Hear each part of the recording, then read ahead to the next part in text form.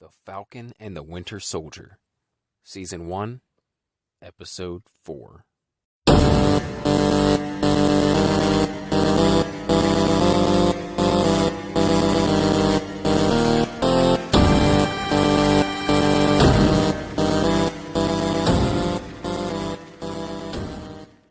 Ladies and gentlemen, welcome back again to Marvel Plus, the podcast devoted solely to the Disney Plus Marvel series. My name is Brett Scott. I am your host, and this is the show. And it's going to be another fun one because not only do we get to dig into this incredible episode of The Falcon and the Winter Soldier, but I have another great guest co-host for you this week to help me break it down. So this week, I'm talking to Ryan Fraseri. And Ryan is the host of Talkin' Snikt, a podcast that I've been listening to for the past few years that discusses all things Wolverine. It's a fantastic podcast, and if you are a Wolverine fan, I highly suggest you check it out. He goes through, the iconic comic storylines beat for beat. He talks about Wolverine toys, action figures.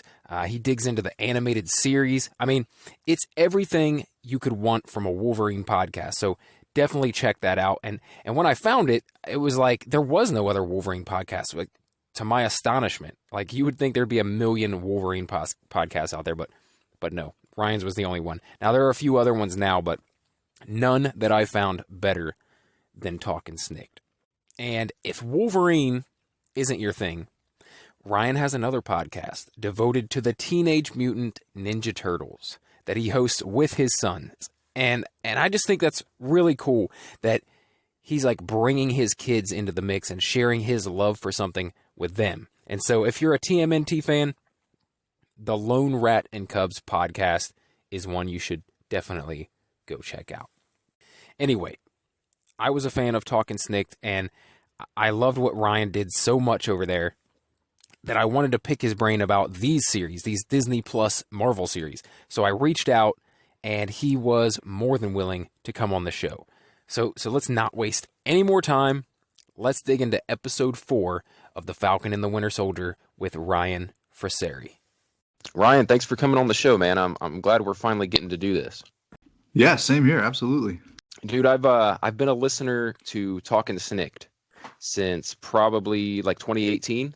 And I really enjoy what you do over there. It's a great show. I like how you walk through the comics like beat for beat, and I just really enjoy it, man. So I just wanted to say that and kind of ask you, what made you start a Wolverine podcast? Like, where'd that come from? Yeah. Well, first of all, thanks for listening to the show. I appreciate that. I found podcasts kind of late to the game. I know that a lot of podcasts kind of get started, 10, 15 years ago. And a lot of the big podcasts I started listening to had already been around for years by the time I found them. And so I just kind of started going through various X-Men podcasts, and I just kind of learned that a lot of the X-Men podcasters out there really didn't care for Wolverine as a character. Mm-hmm.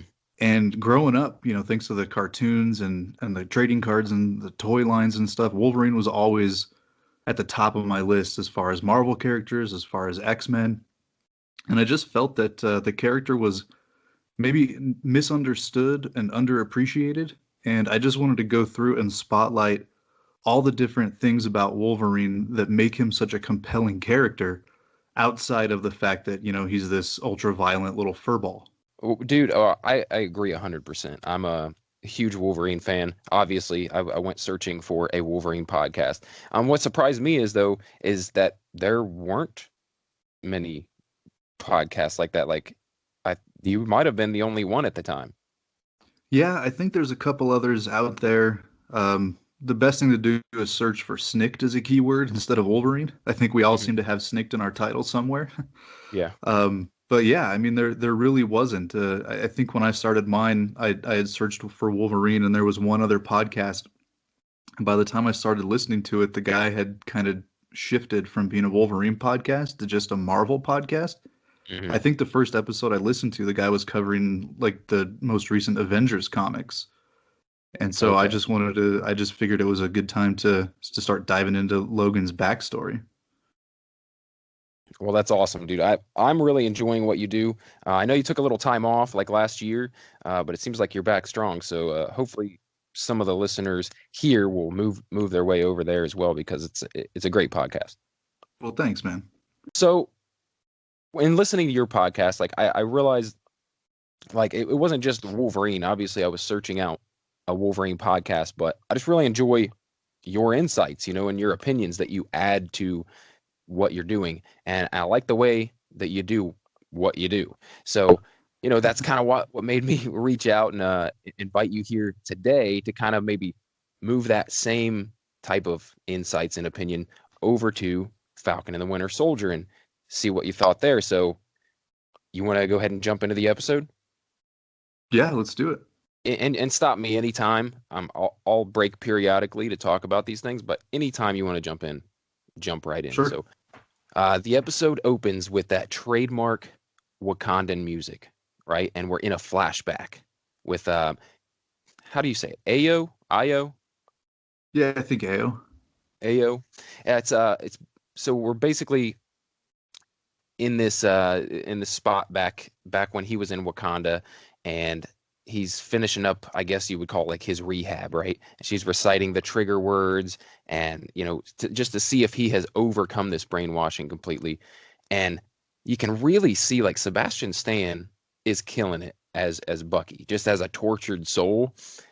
You can see the anguish on his face, and I feel like this whole series, as fast paced as it is like it's done a really good job letting the audience know how the characters are feeling, what they're going through. Yeah. What do you think about that? Like in terms of the acting and the storytelling, what do you think? You think they're doing a good job there? Oh, absolutely. I don't think there's a single weak link in this series yet. I think every actor who's come onto this show in these four episodes has done a phenomenal job Hmm. of, like you said, kind of letting the characters be emotional and showing us how they're feeling. I mean, that even goes back to Nakajima and the lady in the tea house or the sushi house. Even in the first episode, we saw Hmm. that. But yeah, Sebastian Stan has, I don't know if he's elevated his game or if we've just never had the chance to really see him go all out with his acting. But I mean, the dude's acting his butt off right here. Yeah. Yeah, I agree. It feels like it does feel like he's upped his game like in the series, and you would think that it wouldn't be that way. You would almost think it would take a step down for series, but no, he's really elevated what he's doing. And same with everyone else as well. I feel like I've really got some insights into Sam's character too. Like these are kind of like if the Avengers stories that we were getting in the movies were kind of B level characters before the movies, these are like the C level characters, and we're really getting to know who they are now. Like I don't know, I enjoy that they're doing that. They're taking these characters that were kind of sidekicks, kind of Hmm. add-ons originally, and just really making them the main focus. And I think it's awesome. Yeah, no, they've done a great job. I mean, these characters have been given so much to do in the comics, over the years and stuff when when the main heroes have died or whatever it is. And it's kind of the same situation we're finding ourselves in these series, in these shows, in these movies now. But I mean, they've really just keyed in on what makes these characters so relatable and so compelling. Hmm. Yeah, man. So just jumping back in, we are back in present day now, and we've got AO standing there with Bucky. That's kind of where we left off last episode. And she's like, "How could you set Zemo free?" And that little flashback that we got kind of showed us that these two specifically, they have a previous relationship, not like romantic relationship, but they've had some encounters that they work together, and um, just the fact that they were close in the past. Yeah. And before I was kind of questioning it, like why did they send her? Why is she the one that showed up rather than Okoye or Shuri or something like that? But them showing us that makes it a little more significant, and it makes sense why she's the one that showed up. Yep. So uh, she issues the first of many time limits placed on the characters in this episode, right? She gives him 8 hours to take care of his business with Zemo, put his ass back in prison, right? And yeah, we're gonna revisit that more later on. There's other time limits placed. It's a nice little plot device that they use in this episode. It really kind of like ups the ante on everything. Um, but this next scene is Zemo, Bucky, and Sam, and it's one of my favorites. Like this, anytime when you've got these characters alone in their little safe house throughout this episode having discussions is probably my favorite thing of this episode. I know that the action is incredible in this one, and the fight scenes, but I love these little like quiet moments with the dialogue and kind of introspection. It's the whole series is doing that really well. Yeah, they're almost giving us more implications in these little conversations than they are in the action pieces itself. Hmm. I agree, man. Um, so a lot of the different point of views are thrown out here when they're having this little discussion at their little home base, and Zemo puts forth the idea that anyone seeking to become a super soldier is headed towards supremacy. That they kind of go together, and it just says a lot. Like this is some really good contextual stuff and stuff that's gonna come up later, some foreshadowing for later in the episode, and they're talking for a while, and they put together that there's going to be some sort of memorial service, right? Mhm. Donia, she's the sort of elder godmother within this group of refugees that the Flag Smashers are a part of. And now I can't remember what city are they in here, because I can't remember what country. I think at this point they're still in Latvia. Okay, okay, so we'll call it Latvia. They find out about this memorial service, and Sam and Bucky and Zemo they head out into the city searching for the Flag Smashers, right? They're questioning people. They go around downtown area, and they're asking where they can find Donya Madani, but Mhm. no one is giving anything up. No one's speaking up. No one trusts them until Zemo bribes some refugee children with Turkish delights. Uh, have you ever had Turkish delights, Ryan? I have never ever had Turkish delight, but I know that in the Chronicles of Narnia books, The Lion, the Witch, and the Wardrobe, the White Witch actually, that's how she's able to like convince Edmund, one of the children, to like turn on the other children, is Hmm. by using the Turkish delight as a way to kind of bribe him for information too. So I thought that was kind of interesting. Yeah, that's cool that they use this here as well. I feel like they did that on purpose because a lot of the fandom is, I mean, let's be real, like we're all like geeky nerds. We kind of like read and absorb the same type of stuff, Hmm. across different content. Um, but I guarantee that they did that purposely. Yeah, Um, I'm loving the references. We've got Hobbit references, we've got Lord of the mhm, Rings, and and now we got Chronicles of Narnia stuff. I mean, these are the books that I grew up reading yeah, outside of comics. So, yeah, I'm liking all these little references. I really enjoyed this scene too with Sam and Bucky kind of going through and trying to get information, and mhm, how the people that were working there, like the teacher, is saying yeah, that we don't trust outsiders and that sort of thing. And it almost is running counterintuitive to what the mission of the Flag Smashers is in the first place, right? Like they're one world, one people, a world without borders, where everyone is in this tribe together. And yet here they are saying, we don't trust outsiders. I think that's really interesting.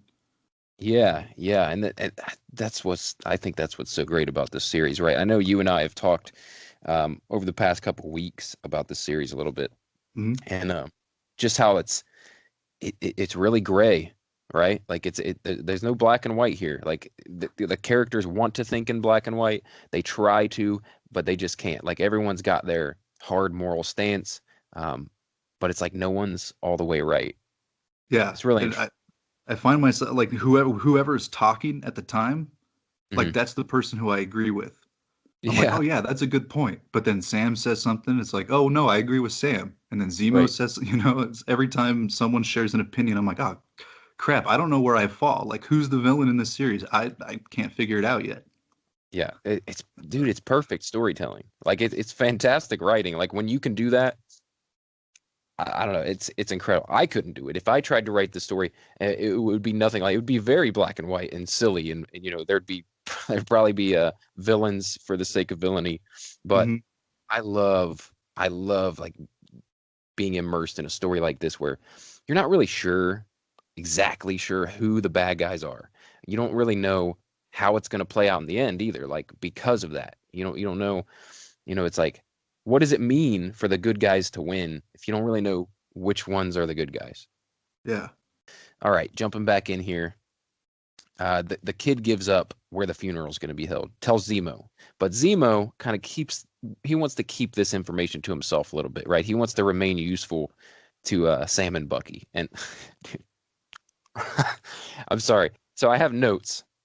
From the episode, and I usually record my notes with speech to text, Okay. and I just had to say this. So every time I would say Sam and Bucky, it would write down salmon, buggy, so like the fish, and then like a bug, and Nice. it's distracting as I go through here. So, um, all right, so yeah, he kind of wants to hold on to this information, right? He's not ready to go back to jail just yet, and we get more of this discussion between Sam, Bucky, and Zemo, and Sam kind of reveals his sympathy or at least empathy for Carly and the Flag Smashers, and that he doesn't agree with what she's doing, but he gets where she's coming from. He understands why they feel the way they do, Yeah. and like I said, like you and I have talked about a lot about this, but yeah, it's just this episode specifically was really good with this, like just that constant conversation about super soldiers, about you know what's you know whose side are you on, like when you're watching this series. So this next scene, it's a short one, but I had to bring this one up because you and I have been discussing Madripoor for weeks now, right? I Oh mean, yeah. we were really excited about Madripoor because of the connection to Wolverine. Of course. And yeah, and we were hoping that our episode would just happen to be the one where they reveal Madripoor, the Madripoor episode. Mhm. And so we're hoping for that.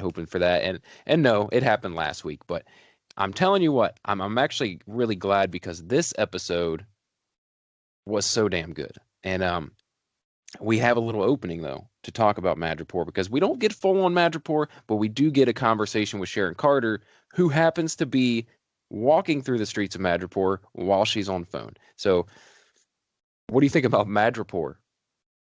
Okay, so watching this scene early in the morning when it first came out on Friday, I saw that we were back there. So of course I'm paying attention. I'm zoomed in a little bit, and the course of Sharon's conversation, she's like walking down the street, and there's all this graffiti on the back wall and everything. Hmm. And one of the pieces that she walks in front of is like this kind of orangey, tigerish looking cat thing, and it's Yeah. signed by the person that did the art. And I couldn't tell at first, and it almost looked like it said it was at Jessen. It was, like the signature for the art was like the at symbol, and then Hmm. it looked like the name Jessen or Jessan, which, if you've read any of the Wolverine and Madripoor stuff, then you know that Jessen Hone is a character named Tiger, who's like the underworld leader. But then, yeah, the second time I watched the episode, I made sure to pause there and zoom in, and it didn't say that. It was like at Jissor. It was like Jissor. So I was kind of bummed. I was like, oh man, I thought they were giving us like a little Tiger reference or something. But no, I'm digging Madripoor. I think they've done a good job. Lowtown especially just looks like a place that I don't want to spend any time. So I think they've got that right. Yeah. Yeah. Yeah. Yeah, I love Madripoor, and I went in last week with the guest I had on talking about it and how they did a good job at bringing to life what I kind of imagined a live action Madripoor would look like. It's a little more modernized than I guess I figured, just because the comics I'm picturing Madripoor from are from the late 80s, early 90s, Hmm. and so I had an old school view of Madripoor, but I think what they did with it is amazing. Like that little bit of like almost futuristic kind of cyberpunkish, feel to it. but it still feels like this down and dirty, this gritty underworld town. So yeah, I love Madripoor, and I hope we get to go back there. I hope we get a little bit more. I feel like at some point, even if not in this series, they're gonna keep bringing that city back, and just like it was in the comics. Hmm. I Oh, think they're absolutely. going. I think we're gonna see more of that. All right, and that's really all we get from Sharon this episode, right? I think from the trailers though that we're gonna see her more, maybe back in the States or something. From the trailers it looked like there's more Sharon Carter to come. Right. So, and all we get from that is that she's dealing with some issues there in Madripoor because, of all the trouble that Sam and Bucky and Zemo stirred up before they left, and we get Sam kind of asks for her help, and she hooks him up with some satellite. Just What like do you some call it? recon, yeah. Yeah, yeah, yeah. So, some tech to track people. Okay, so the next scene we get is I liked it. It's more of this uh, conversational, slower deal where we got Carly and Nico, and they're going to retrieve the super soldier serum, the first we've seen of it yet. And it's hidden at Nico's grandfather's gravesite. We get this good dialogue where Nico reveals that, when he was a kid, he loved Captain America. Hmm. And he even puts forth that Carly might actually make a good Captain America because she actually kind of represents the people, right? And it's funny because I'm not seeing that at all. Um, I get it, but she's killing people. So, but Carly, much like Sam, responds in saying, like she'd rather see the shield destroyed, right? Yeah. And while I don't think John Walker lives up to the mantle, I hardly think that Carly does either. Right. I kind of like this dichotomy we're getting between Carly and Walker right now. Obviously, Sam is our entryway into the series, so Sam and Bucky, their storyline is they're kind of caught in the middle, and we're almost getting the ramifications of Civil War, right? Like in Civil War, it kind of focused more on the storyline with Steve trying to redeem Bucky, and the whole idea of the Sokovia Act or the Sokovia Accords with, registered superheroes or people that don't get to act as superheroes if they're not registered. We never really got to see what those implications were in the real world. And so now we have the registered superhero working for the government in this new Captain America, John Walker, and we see how much of a bad idea that actually can be. But at the same time, we have Carly, who has taken the serum, has superpowers at this point, and does not have any kind of jurisdiction for anything. And we're seeing that that's also actually a bad idea. So there's got to be something somewhere in the middle. I think that's where the Sam and Bucky storyline is going to kind of come from. Yeah, I feel like, I mean, obviously they do a lot of social commentary in this series. And while I don't always like that in all of my media, I think it fits really well in this series. I mean, it fits perfectly, and it always kind of has in the Captain America world, whether it be comics, whether it be the films that we've already seen. I think it's a great place to do some social commentary. Like, where else are you going to do it? Right. Yeah, absolutely. And I think they're showing the two extremes. Like, even if you look at today's climate, right? You've got extremists politically, on the left, on the right. You've got the extremists, and if you're just a regular person, you look at it like I don't like either of those. Yeah, it's like Yeah, they're both bad. Like, what are we yeah, doing here? right. And I think this series is hitting on that really well. And it's funny that depending on your perspective, there are people out there, and you can look across the Twitterverse, you can look online and see that there are people who 100% are on the side of Carly and the Flag Smashers. And then Hmm. you've even got some people who are 100% diehard John Walker fans, which I find kind of crazy. But, he, you know, I think most people fall on the Sam and Bucky side, right? Like that's where they're at. And it's kind of in the middle. It's like even them, like even they are questioning like who is right, what Hmm. exactly is the right thing to do here. Like, is Carly right? Maybe, but is the way she's going about it right? Absolutely not. Like, does John Walker maybe have good intentions? Yeah, possibly. um but he's also, this violent extremist as well. So I, Yep. I think I think it's a great commentary. I love it.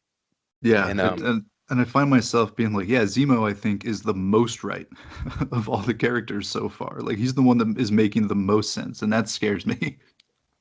that is crazy because, in his world there would be no superpower people. Like he would almost fall um on a like Magneto kind of spectrum. Like he would get rid of not Magneto, but the opposite, right? So like you've got Magneto who wants mutant supremacy, then you've got like um what do you call, like the mutant control agency who wants to Mhm. register everyone, control everyone. And Yeah, Zemo, yeah, he just wants to get rid of all the superpowered people because he thinks it's dangerous. yeah, It's all pretty extreme, but yeah, you're right. I feel like Zemo probably makes the most sense in this series so far. yeah. It's just the age-old adage of absolute power corrupts absolutely. Like no matter how good your intentions are at the beginning, having this kind of power eventually in the pecking order, you're going to be above someone else at some point, and that Right. could poison you. All right, so jumping back in, Walker and Battlestar catch up with Sam and Bucky, and they're kind of arguing back and forth about taking Carly down or taking her out. You know, trying to talk with her and reason, or obviously Sam can sympathize with her, and a guy like Walker thinks only in black and white. It's good or bad. So Carly's Mhm. the bad guy. She's got to be taken out. And Sam Mhm. kind of convinces them, give me 10 minutes, you know, 10 minutes to talk to her. And that's our kind of, once again, they're using time to bring some urgency into the episode. And he's like, give me this 10 minutes to go talk to Carly. And Walker kind of begrudgingly agrees, he's like, just 10 minutes. That's all you get. So Sam shows up at this funeral or this memorial service, kind of waits around to get a moment alone with Carly. And while talking to her, he's really just trying to reason with her.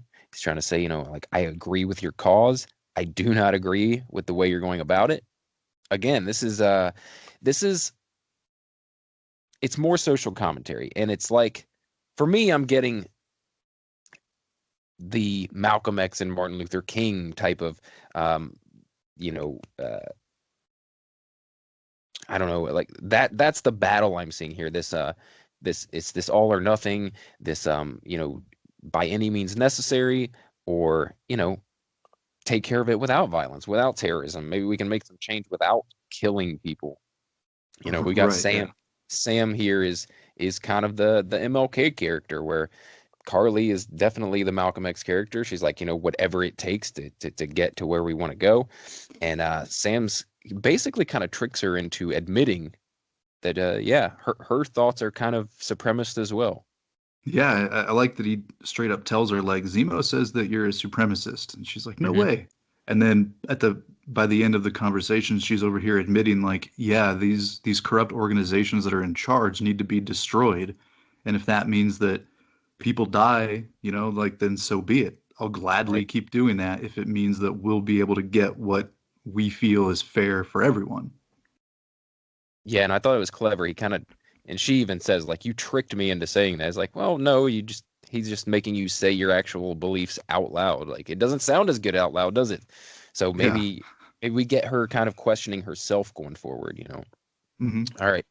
So Walker, he's tired of waiting, and he wants to storm in, but I love this moment where Bucky just kind of stands firm and won't let Walker pass, and there's not a damn thing Walker can do about it. Oh yeah. Uh, but but finally, Walker gets in, and he tries to arrest Carly. There's some chasing, some fighting ensues, and Zemo shows up with the gun, starts shooting at Carly, Right. uh, and she gets away, but not before dropping all of the super soldier serum.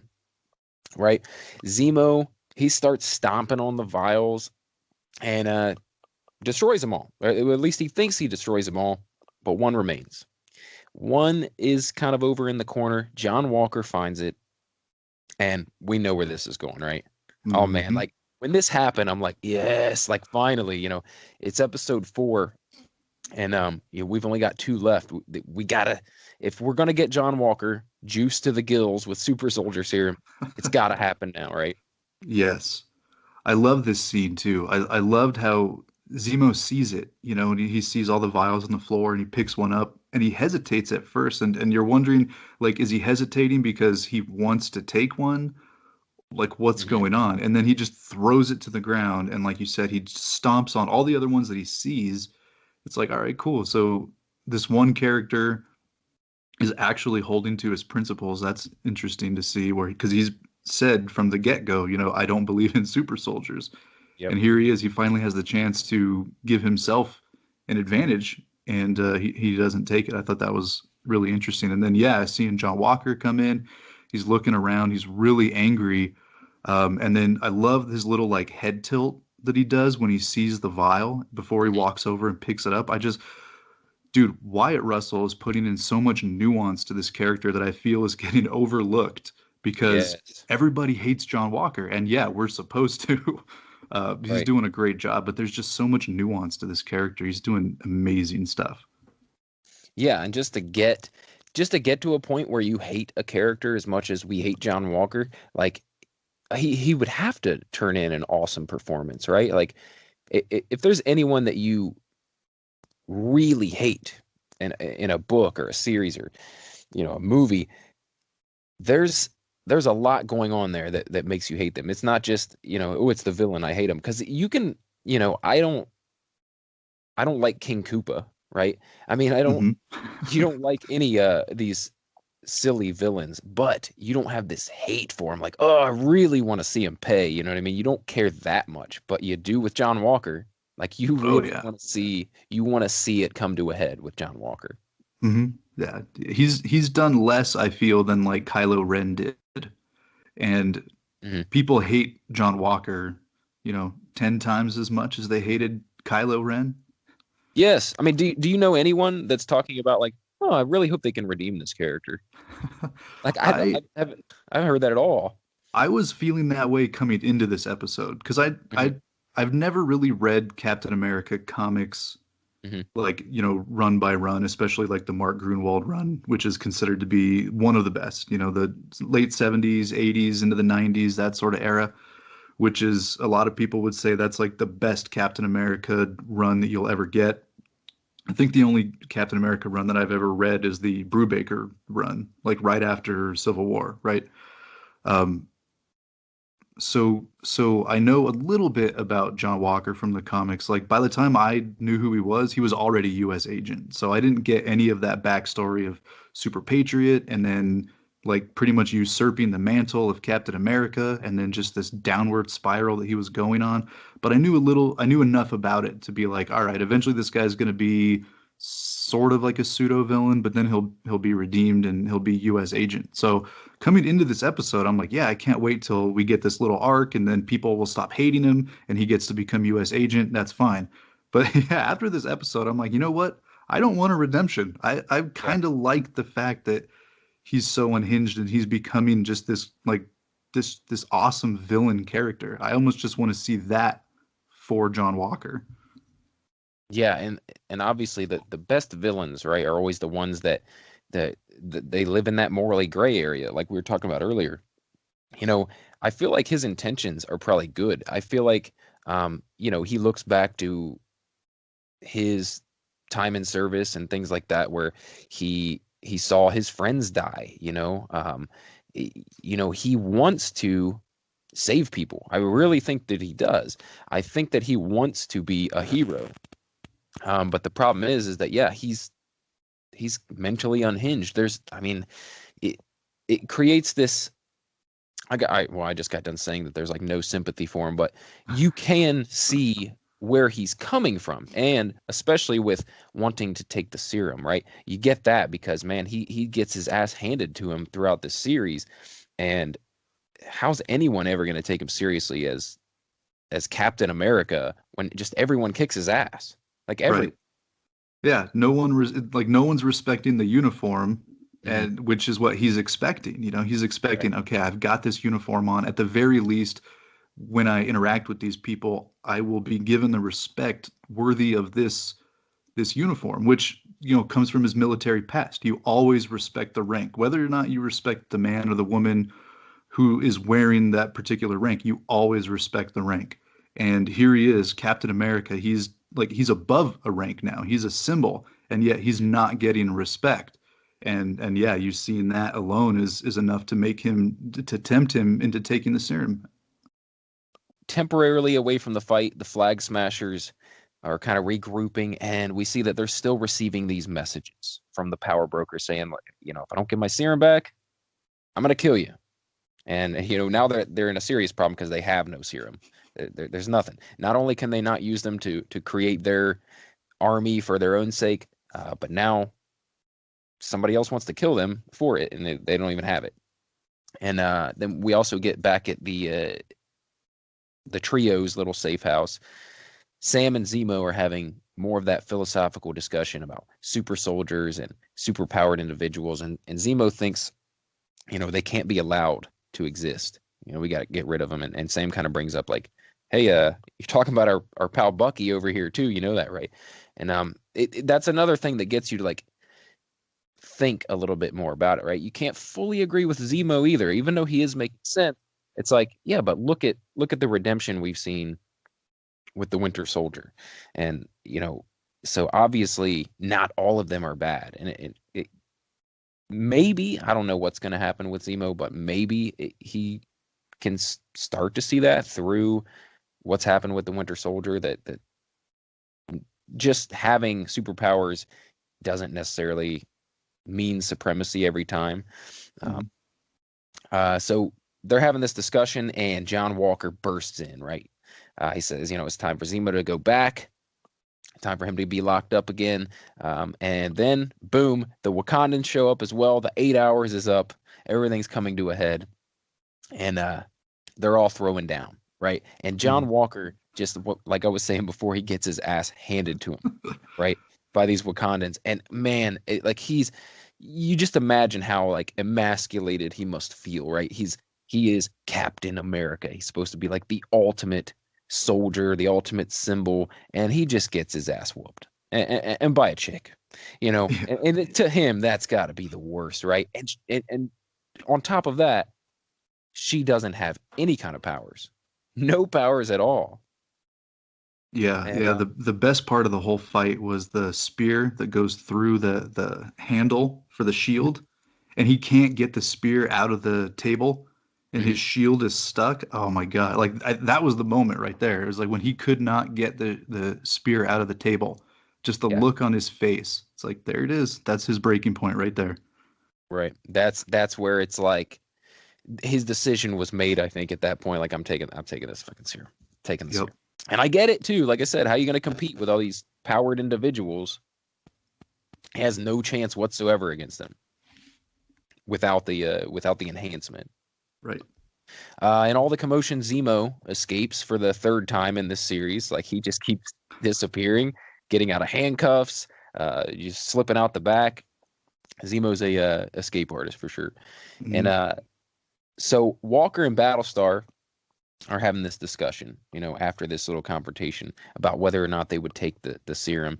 And Walker mentions something that kind of makes you get the impression he's worried a little bit about the side effects, like how it might change a person if they take it. And Battlestar basically gives Walker the okay, without meaning to, by saying, look, man, think of how many people we could have saved that we've seen die in battle, and how much good we could have done had we been enhanced. So I think that solidifies his decision right there. Yep.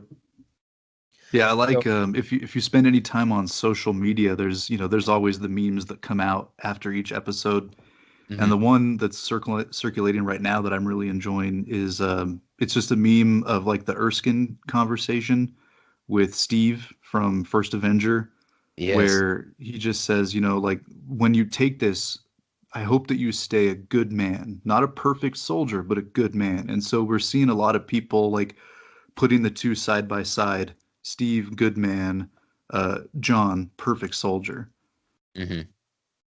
Yeah, and I think, and that it does make you recall that moment to that conversation from the First Avenger over and over again, because we keep getting reminded how the serum just enhances what's already there, whether Yep. that's good or bad, right? If you're a good person, you're still going to be a good person. You might be a, you know, you're just an improved version of a good person.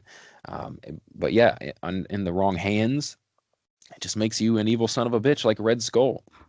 Yep. So, all right, so Carly crosses the line by calling Sam's sister up and basically threatening her kids. And she wants a meeting with Sam alone, and this is the only way she thinks she can get it, which I don't understand why she would think that. Like, I feel like she could have just, like, Sam's been pretty amicable with her so far, so I don't know why the threat was needed. But Walker finds out about this little meeting, and he and Battlestar kind of crash the party. And guess what? Walker, he's a super soldier now. And now this is the only problem I had with the episode. I felt like that was a little too rushed. Like literally, what was it? Hours later, maybe a day later at the most, and he's already transformed. I know this is a newer version of the serum than we've seen in like Captain America, right? The Hmm. first Avenger. So it's probably not as involved of a process, but like how quick this was makes me picture him just like opening the vial, drinking it, and now he's a super soldier. Because I still had the impression that there was a process, right? Like you would be injected with the stuff, you'd have to be exposed to some radiation or something, and that other people would have to be involved. But Right. so he just changes like that. Yeah, So I it's think it was in episode 2 or 3 where Carly's kind of describing how it felt when she took it and how her veins were on fire and it was like yeah, hours at least, you know, and like you said, it's a process. There were other people involved, and yeah, this is like he just like cracked open the vial, popped it on a spoon, and just freebased it right there, and that right, was right. it, you know, like Yeah, yeah. I thought it was a little too rushed. I mean, it was the very next scene, like, oh, he's super soldier now. He was just talking to Battlestar about taking it, and now he's has taken it and fully enhanced now. Just a little too. That was the only thing in this episode that felt like I would say unbelievable. I mean, it's all kind of unbelievable, but yeah, but it's yeah, comics, man. Like it's none right, of it makes sense if you break it down. right, right, right. But yeah, it was a little too fast for me. But either way, I'm happy to see that it's happening, and we only have 2 episodes left. So like if they're gonna do it, they got to do it now. So Right. the Flag Smashers capture Battlestar, tie him up. Sam and Bucky and Walker kind of track them down, and more great action ensues, right? And this is probably the best, right? This is the climax of the episode. Like everyone's having it out. Massive brawl. Sam and Bucky and Walker kick some serious super soldier ass in this episode. Like this final scene, like they're just finally they've got the upper hand, and I guess it's because of Walker, right? And also Sam has his wings strapped on, so the fight's a little more even now. Mhm. Um, Carly, maybe kind of by accident, but she still does it, smashes Battlestar into a wall and kills him. Now, I was not expecting that. I No. really thought we would get more of this character going forward. Like, Yeah, I mean, so far they were really building Battlestar up to be like the Jiminy Cricket, right, to John Walker's Pinocchio. Like here's this little wooden boy who just wants to be a real soldier, and maybe he's going to stumble along the way, but Battlestar with his wisdom is going to be there to keep him on the straight and narrow. And like now he's dead. yeah, yeah, yeah. Well, I mean, now that you're saying it, the way you're saying it, uh, I didn't really see it before, but it feels like yeah, it's a metaphor a little bit, and it's needed to happen if we want to see John Walker go full baddie, right? You need to Yes. get rid of his conscience, and Battlestar was his conscience. I think it's kind of crappy that they killed the black guy. Yeah, right. Like that's awful, especially like in the context of this series where we've already seen what the government did to Isaiah Bradley, how they've Yes. treated Sam, and now the next in line, the next most prominent African American in this super soldier program, and he's dead. Yeah. Yeah. Yeah, it was a serious surprise. Like I didn't see it coming at all. I did not think that was going to happen. No, me neither. So the Flag Smashers take off with Walker in pursuit. He can't catch Carly, but he gets the next best thing, right? He gets her main partner in crime, Nico. And right in the town square, we get the whole reason the episode is called The Whole World is Watching, right? Yeah.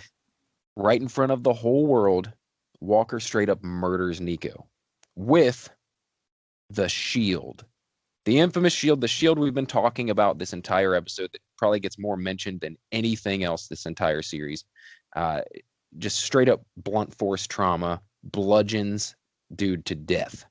And we get this crazy visual, right, of the shield covered in blood, and everyone's like filming on their phones. It's wow. Like that was an episode right there. And I'm glad.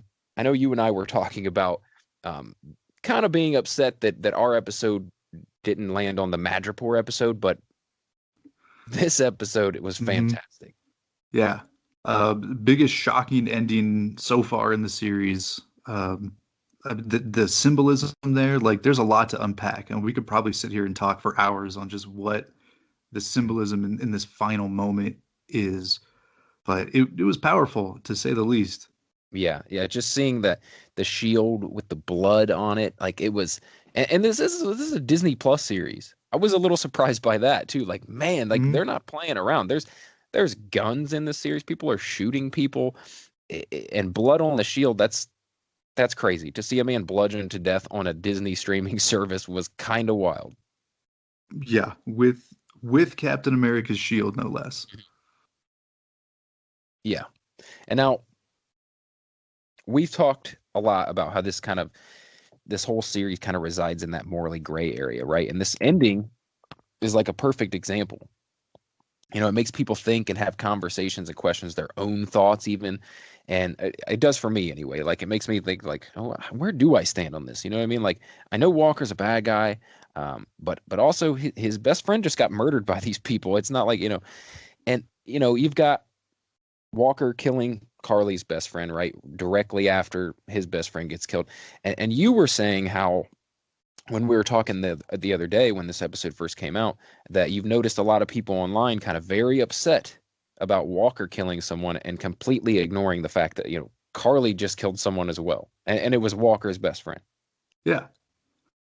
Like 10 seconds before this terrorist, I mean, it's at this point, the Flag Smashers have blown up a building and they've killed innocent people. So, I mean, whether we agree with their goals, that the ends don't necessarily justify the means. And so far, we've seen them kill innocent people too. So I was hearing people like, I can't believe Captain America would kill an innocent man like that and stuff. It's like, well, I mean, innocent, maybe the most innocent of the people who aren't. Like, this guy was still a flag smasher. He was still technically a terrorist. Yeah.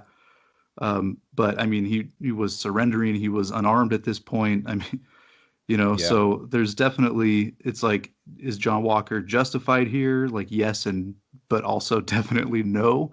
But that's what people are talking about. Like, no one's talking about the fact that Carly literally just killed a man 10 seconds before John Walker kills this guy. Yeah. And I don't know. You'd think there'd be a little bit more uproar, not more than say what John Walker did, but more than that we've seen online about Battlestar being killed off. Like, that's a big deal. Like, as we just discussed, like, we thought there was going to be a lot more Battlestar going forward. Who knows where he would have went in the films and, other series. And no, he's dead now. So it's kind of mind-boggling, like how people zero in on certain things. Like I was saying earlier, some people are just so on the side of the Flag Smashers or so against John Walker that none of the other stuff that the Flag Smashers do matters. Like, it's not, oh, well, maybe they agree with them. Like, some fans agree with the Flag Smashers to the point of by any means necessary. But I love it. I love that that we have a wide variety of fans, because otherwise there would be no great conversation like this. Like, you kind of need the people who are like, oh, I'm all in on the Flag Smashers, and then you need people that are like crazily Team Walker. Without that, you don't get these back and forth discussions, and you don't get to venture into that morally gray area and figure out where the middle is. Right. All right, so I've got a question from a listener, and he says that this is about Zemo. And he says, Zemo slipped out of custody time and time again. So where do you think Zemo ends up at the end of this series? Well, I wouldn't want to be Zemo right now with the entire Dora Milaje on my trail. Yeah. So that, I mean, that sucks for him. I don't know where he's going to end up. I mean, obviously with the comics, he can go the whole route of starting the Masters of Evil or starting up the Thunderbolts even. You know, I think that he's definitely seen that there is possibly superheroes that are good, that you can be superheroes without being enhanced. You know, the fact that Sam, like, without hesitation, said that he would not take the serum. And Yeah. that really, I think, kind of opened Zemo's eyes a little bit. I don't know where we're going to get him, but if they're going to make him more like a Loki character, which is like sometimes he's bad, sometimes he's good, I'd be okay with that. Yeah, this series has made me really appreciate this character. I mean, it's done the same for all the characters. Like I said earlier, these are like C-list characters, and I give a damn about them, whereas I didn't that much before. Like, I was excited for this series, but these are side characters, right? But now Yeah. they're becoming the main characters, and the whole crew over at Marvel Studios that put this stuff together, and Kevin Feige with his kind of overall vision, they're damn good. They're damn good at what they're doing Yes. because I care every time that they do these movies or series about these characters that I did not care about before. Um, my whole entire perspective changes. Like, I did not care at all about Captain America when Captain America movies came out. And by the end of, the 20 something films, that was my favorite character. It was my favorite storyline. And same thing's happening here with Zemo. Like, I care now what happens to Zemo. I did not care at all before. Right. Yeah, So no, I don't I'm know. right there with you. So do you think do you think he ends up back locked up by the end of this thing, or we get this kind of like, whoa, Zemo escaped again, and we have no idea what's going to happen next with Zemo? I mean, I'd like to see him not get locked up just so that we have that question out there, like what's going to happen next. I mean, not to say Yeah. that we wouldn't have that if he was locked up too, because like this listener said, he's escaped custody several times before. So even if he ends up locked up again, that's not the end of his story. But yeah, I'd like to see him out there somewhere with, in possession of some information or some tech or whatever it happens to be. I would love to see him set up for the future. I don't know. Who knows? With Madripoor being in the series, if there is some sort of a final showdown with the Power Broker, then there's definitely going to be a vacuum in Madripoor. Possibly he could step in. In the comics, we've had Viper, who was in charge of Hydra at one point, also in charge of Madripoor. Maybe they do something like that with Zemo instead. So you brought up the Power Broker, which is something that, after last week's episode being titled "The Power Broker" and not really finding much out about the Power Broker, this episode almost forgets about him. He's barely mentioned, he or Mhm. she. Um, any theories on the Power Broker? I mean, not necessarily any theories. Like, I haven't found any clues that point to any particular identity, but my own personal like desire is that it's Arnim Zola, just because I would love to see that character come back. The fact that every time we've heard or seen the Power Broker, it's been through like text messages and that sort of thing, kind of makes me think that there's some sort of technological aspect to this character, which I think would fit perfectly for Arnim Zola. That would be interesting. I never even like imagine that. That's a good pull, man. Um, all right, so kind of bringing this episode to a close here, wrapping things up. Final thoughts, Ryan. Where do you think the series goes from here? How do they wrap up this thing in 2 episodes? Or do they? Um, I think that the wrap up that we'll see is that at some point Sam will take the shield and be Captain America, or at least he'll end the series with the shield so that we know that next time we see him, he'll be Captain America. If only because I think something that we learned from WandaVision, right, is that these series, as awesome as they are, and as much as Marvel can do with them, these series still kind of have to line up with where we last saw the character in the movies. Because Mhm. currently, not every country has access to Disney Plus yet. I think that there's still countries in like Eastern Europe and parts of Asia, I think, that still don't have the ability to watch these shows. Mhm. And even if they did, not everyone has signed up for Disney Plus. So you don't want to alienate those people from the major fan base, right? Like last time we saw Sam in a movie, Captain America gave him the shield. So the belief now is that next time we see Sam, he will be Captain America. So for anyone who's not able to see this series, the end of this series kind of has to line up with that. Otherwise, they're not going to know what's going on, and that's going to make people lose interest in the movies, and that's obviously where the money is, right? So Mhm. I think ultimately at the end of this show, Sam will take the shield, but I think everything else is open. Yeah, yeah, yeah. I might have mentioned that in episodes previous, but how these series can't do too much. Like as much as they can do, they kind of have to end where they began. Right. And yeah, man, I fully agree with that. So Ryan, thank you, dude. This has been really awesome. I had a feeling it would be, and now it's confirmed. So thanks for coming on. Open invitation. Anytime you want to come back. This was fantastic. Awesome. Well, yeah, thanks for having me on. Thanks for the invite. I really appreciate it. All right, ladies and gents, that is going to do it for the conversation with Ryan. And if you enjoyed listening to it as much as I enjoyed having it, you should probably go check out Ryan's other work, which will be linked in the show notes. Go check out Talkin' Snikt, The Wolverine Show, and Lone Rat and Cubs to get your TMNT fix. Now, there was one more question from a listener that actually didn't come through until the conversation with Ryan was already finished. So I'll try to tackle it here on my own. So Chris Phelps asks, and you may remember Chris from the Falcon the Winter Soldier episode 1 review. He was a guest host for that one. But Chris asks, do you think John Walker is going full on heel for the last episodes? And equally, do you think he survives the series and the MCU beyond this series? Well, first of all, I didn't know what he meant when he said full on heel, so I had to clarify and I reached out to him. And it turns out that a heel is a wrestling term for a villain. So now that I've got that squared away, I think I can tackle the question. So do I think, let's replace that word with villain. Do I think that John Walker is going to be like the full on baddie now? Is he going to be the villain going forward in these last episodes?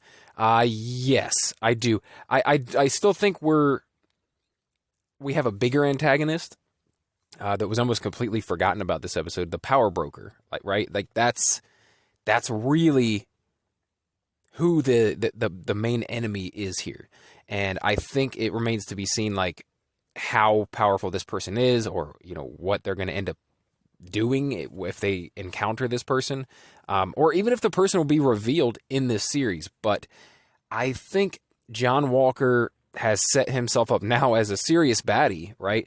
But I'm not sure what's going to happen with him, because with everyone filming the event that happened, that the U.S. government might not want to put him back out there in front of the public again, at least not right away. I don't think they're going to fully endorse this, at least not publicly.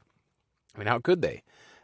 So I don't know. And does he survive this series? I think probably so. I don't think they're going to kill this character off. They might lock him up by the end of this series.